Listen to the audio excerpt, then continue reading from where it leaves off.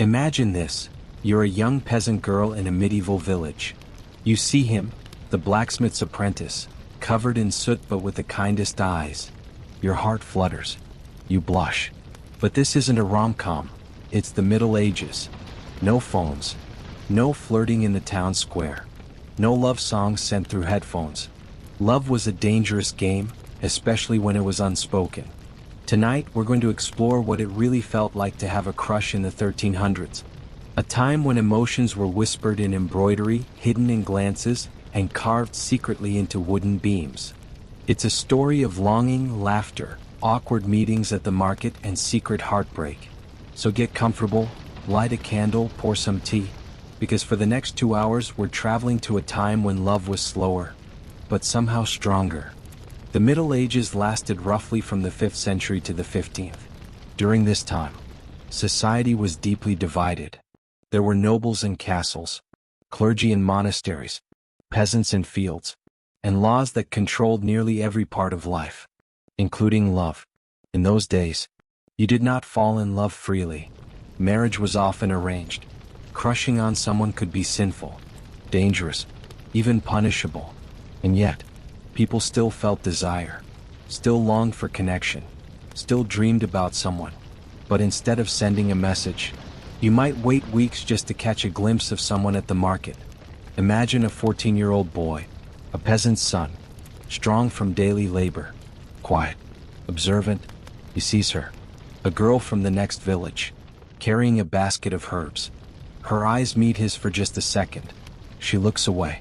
But that moment stays with him for months. That is what it was like. A glance was a treasure. A small smile was unforgettable. Church was one of the few public places where boys and girls could see each other. They sat separately, but glances were exchanged. Fingers brushed during shared prayers. And for the lucky few, a quiet word behind a pillar. But even this was risky. The church taught that feelings of desire were dangerous, sinful, a path to hell if not controlled. Young people feared this, but they still felt everything. In noble families, love was a game of appearances. Crushes were not about feelings. They were about alliances. Marriage was political. But even nobles had hearts. Boys would train as knights, write poems to noble ladies, fight in tournaments wearing a lady's scarf. Girls would walk slowly past balconies, drop veils or gloves as subtle signs of interest. They learned how to smile with their eyes, speak with body language, but nothing more.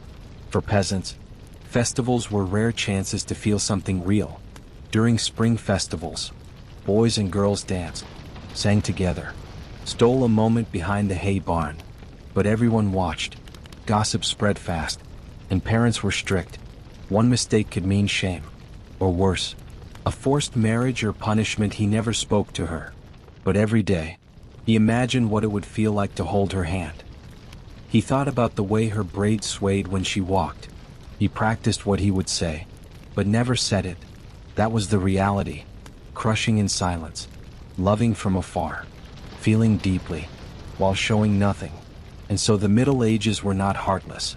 They were full of quiet hearts, waiting, hoping, dreaming of someone. This was the medieval crush, not written in text, but carved into memories, hidden in sighs, and left behind in the dust of time. Crushing was mostly silent. Most people did not talk about their feelings. They showed them in different ways. A carved heart on a tree, a wildflower placed on someone's doorstep, a song sung near the window of the person you admired.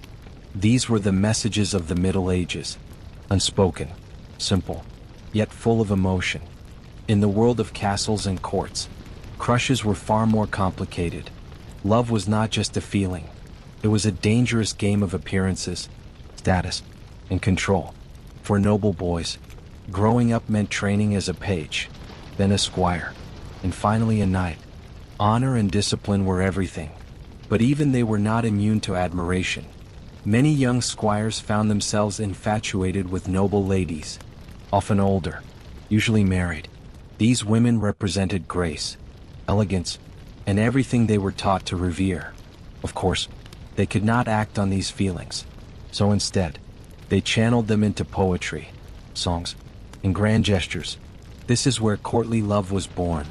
A romantic tradition where knights swore loyalty to a lady, promised to serve her, and admired her from a distance.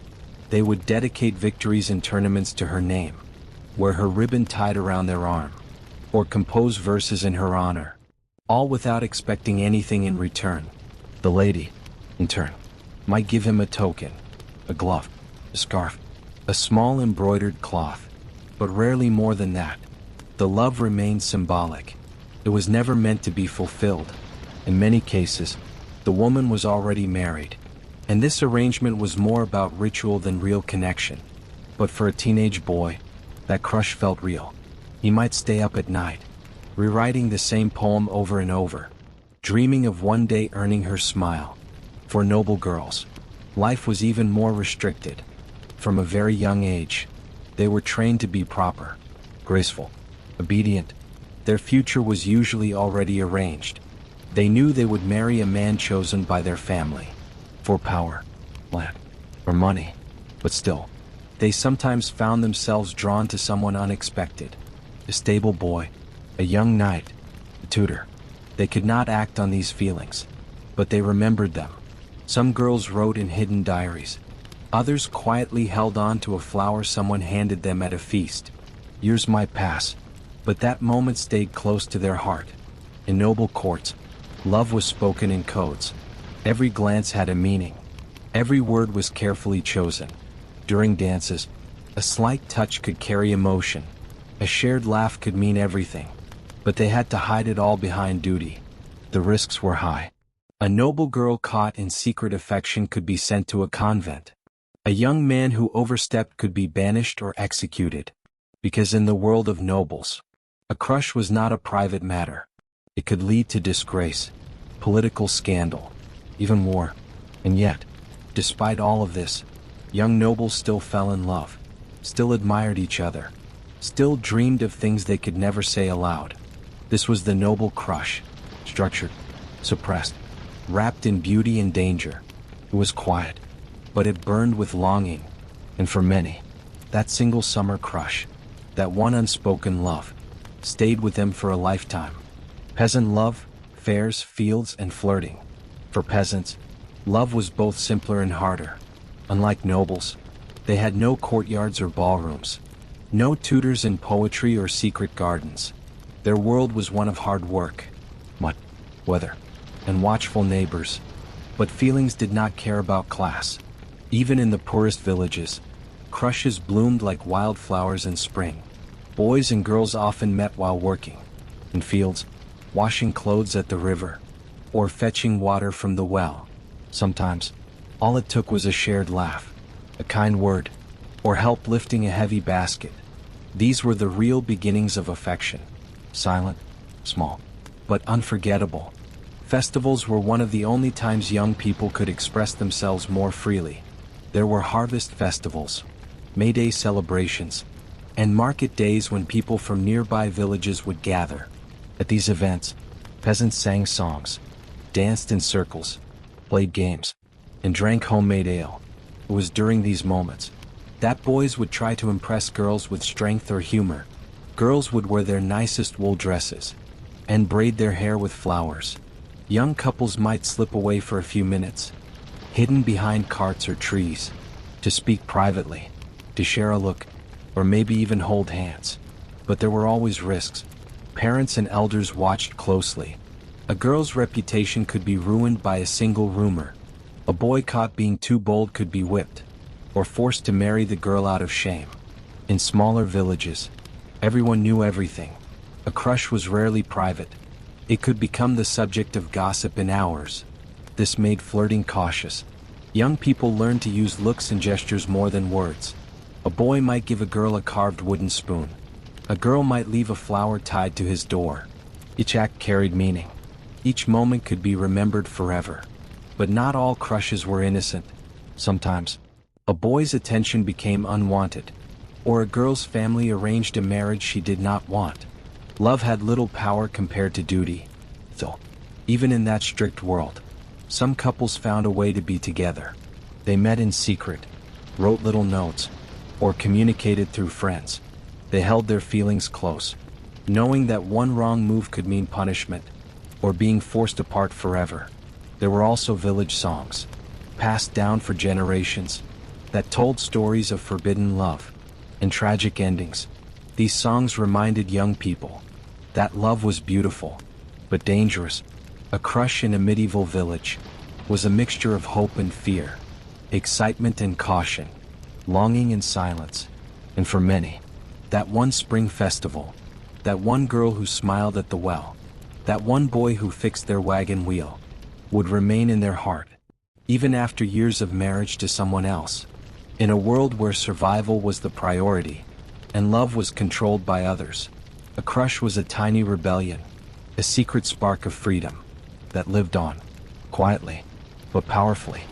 In the Middle Ages, having a crush was not just a personal matter, it was a social risk, and often a spiritual danger.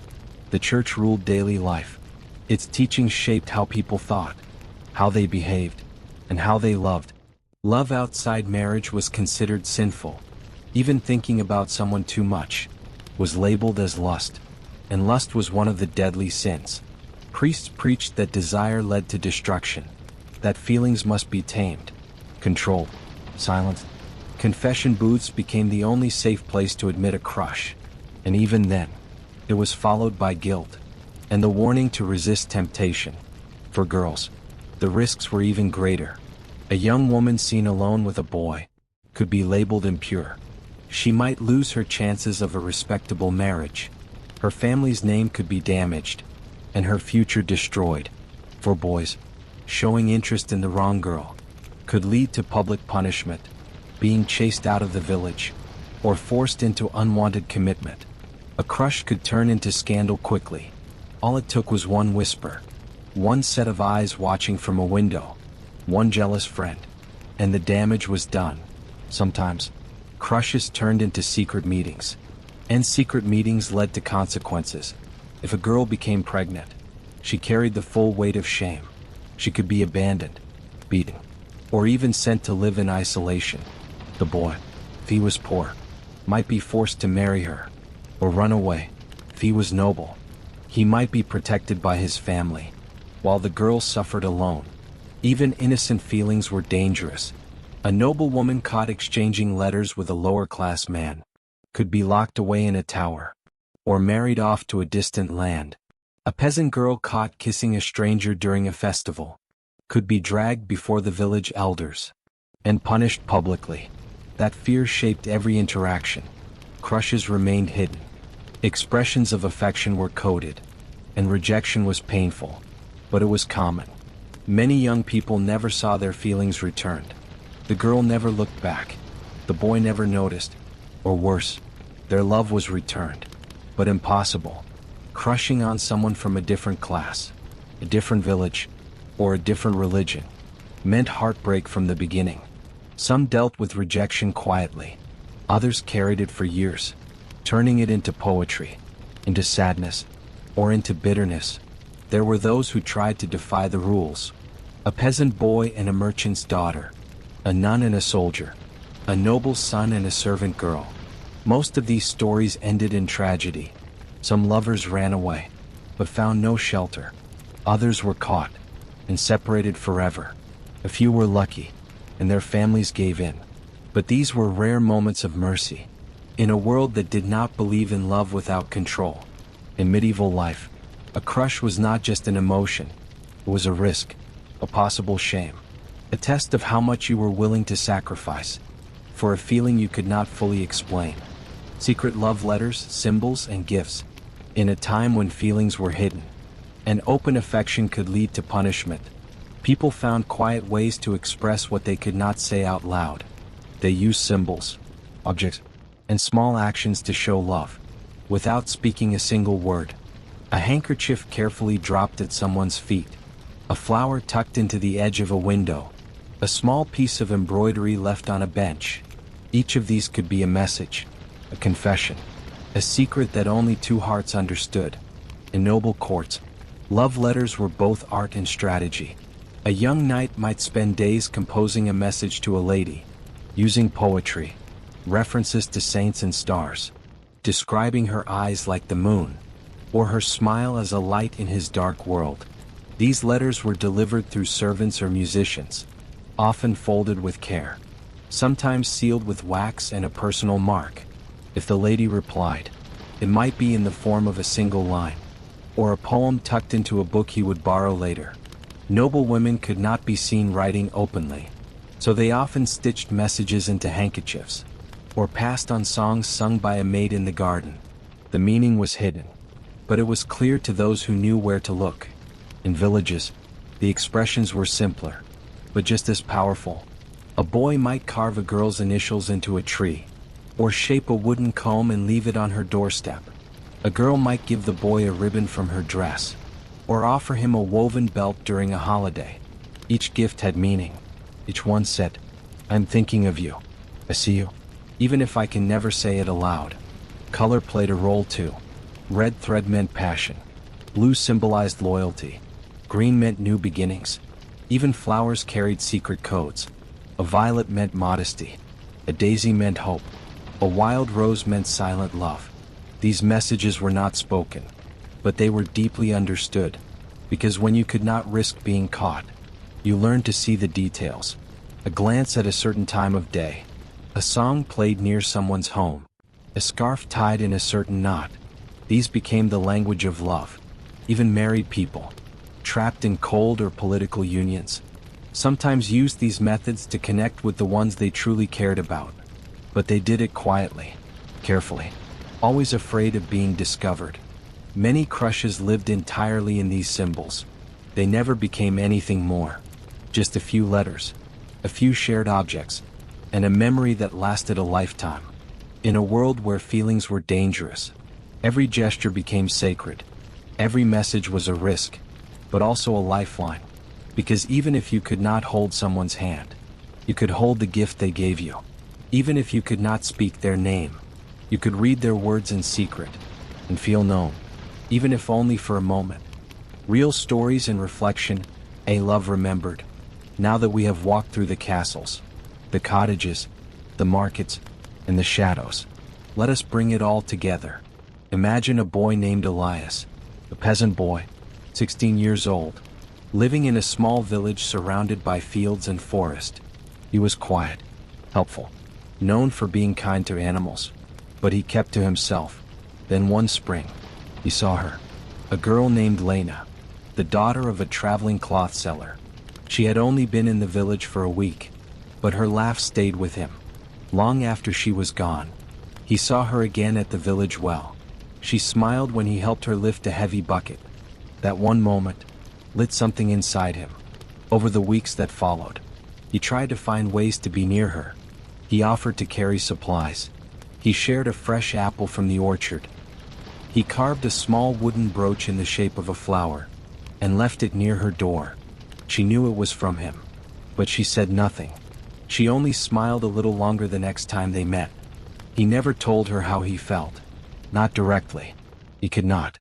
Her father was planning to leave by the end of summer, and Elias had nothing to offer. But every night, he wrote letters to her. He never gave them to anyone. He hid them in a box under the floor of his small home. He wrote about the way she walked, the sound of her laugh, the dreams he had of walking with her down a river path, or building a home together on the edge of the woods. When her family finally left, he stood by the tree near the road and watched her cart disappear into the dust. He never saw her again, but he remembered her.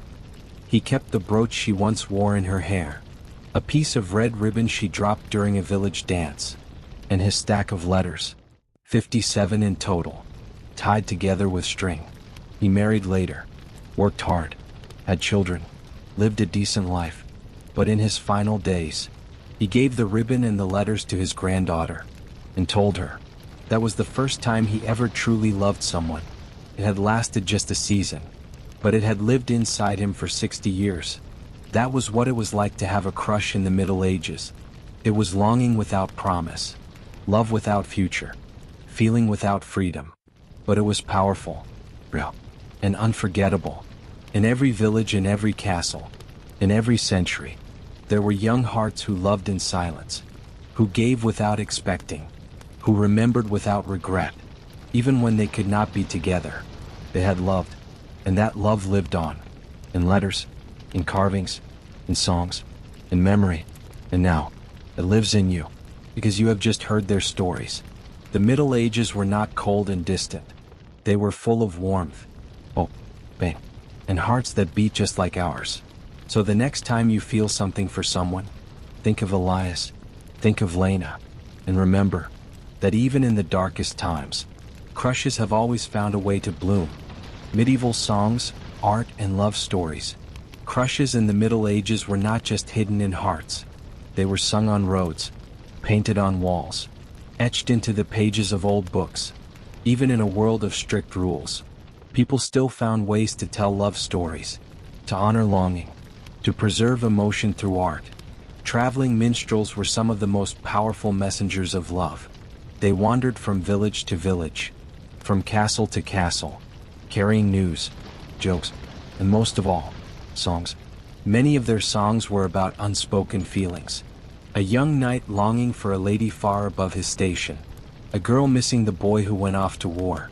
A servant secretly in love with her master. These ballads spoke to everyone, because they captured emotions people could not express themselves. One popular theme was that of courtly love, where the man adores a woman from a distance, and serves her faithfully without expecting anything in return. Some songs were humorous, telling tales of young lovers caught in ridiculous situations. Others were deeply sad, about love that never had a chance, or lovers separated by fate. Even the church could not stop these songs, because they were powerful, and they gave people hope, or a chance to feel understood. Art also became a hidden space for love. Tapestries woven by noble women sometimes showed secret stories. A stag chasing a doe through the forest, a knight kneeling before a lady. These scenes were symbolic, but the meanings were clear to those who looked closely. Church carvings and stained glass occasionally included small gestures of affection. Two figures touching hands, a pair of birds sitting together. These tiny moments offered silent comfort in a world full of rules. Writers, too, gave voice to the human heart. In stories like Tristan and Isolde, love was fierce, tragic, and forbidden. Tristan is a knight, Isolde a queen. They fall in love despite their duties, and their story ends in death, but also in eternal memory. Their tale became one of the most famous love stories in Europe, passed from one generation to the next, a symbol of how powerful a crush can be, even when it is doomed. There was also the true story of Abelard and Heloise, a brilliant scholar and his student. They fell deeply in love. In secret, when their affair was discovered, they were torn apart. Abelard was punished. Heloise was sent to a convent. But their letters survived, long, emotional, filled with longing and pain. These letters have been read for centuries, because they show the raw feeling of people who lived 1,000 years ago, and still loved, just like we do. These songs, stories, and pieces of art all tell us one thing, that crushes, though often silent in daily life, spoke loudly through creativity. When people could not say what they felt, they sang it, painted it, wrote it, so their love would not die, even if it could never be lived. Forbidden love among monks, nuns, and clergy. In the Middle Ages, few places were more silent than a monastery, few rules stricter than those of a convent. And yet, even in those quiet walls, feelings found a way to exist. Monks and nuns had taken vows of chastity, obedience, and separation from the world. They had promised to give their lives to God, not to fall in love, not to form attachments, not even to think about romance. But the heart does not always listen to vows. There are letters, confessions, and records that show even the most devoted monks and the most disciplined nuns sometimes struggled with feelings they could not control.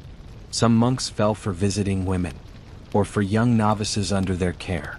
A monk might become close to a woman who came regularly to confess. He might begin to look forward to seeing her, to hearing her voice, to knowing the details of her life. And slowly, without meaning to, he might begin to care too much. Some wrote about the guilt of lying awake at night, thinking about someone they should not. Others confessed to staring too long, or speaking too gently, trying to hide what they felt even from themselves. In convents, nuns lived under constant supervision, but feelings still grew. Sometimes a sister became deeply attached to another nun, a bond of friendship that turned into something more. Other times, a young priest would visit the convent chapel, and one of the nuns would begin to write about his voice, his hands, the way he walked. These thoughts were considered sinful, but they were also honest. One nun wrote in her diary, "I have chosen to love God, but my heart betrays me when he enters the room." Some religious leaders understood these struggles and advised patience, prayer, discipline. Others responded with harshness, punishments, isolation, and shame. There are even records of monks being relocated to distant monasteries after showing too much interest in someone nearby. One of the most famous examples was the real story of Abelard and Heloise.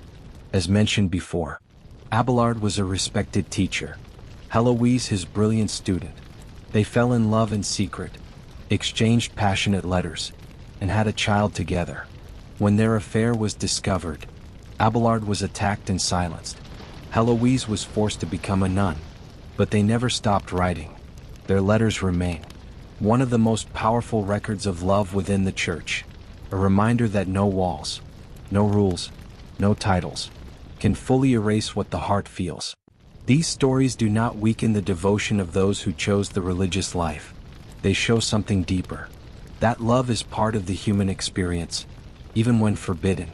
A crush in a monastery might be silent, unreturned, or full of guilt, but it was still real. It lived in the small glances during morning prayers, in the extra time spent tending someone's illness, in the words written and quickly burned, and it stayed in memory long after the feelings were buried. The Middle Ages were strict, but people were human, and whether in a castle, a village, or a convent, they still fell in love, even when they were never allowed to say it.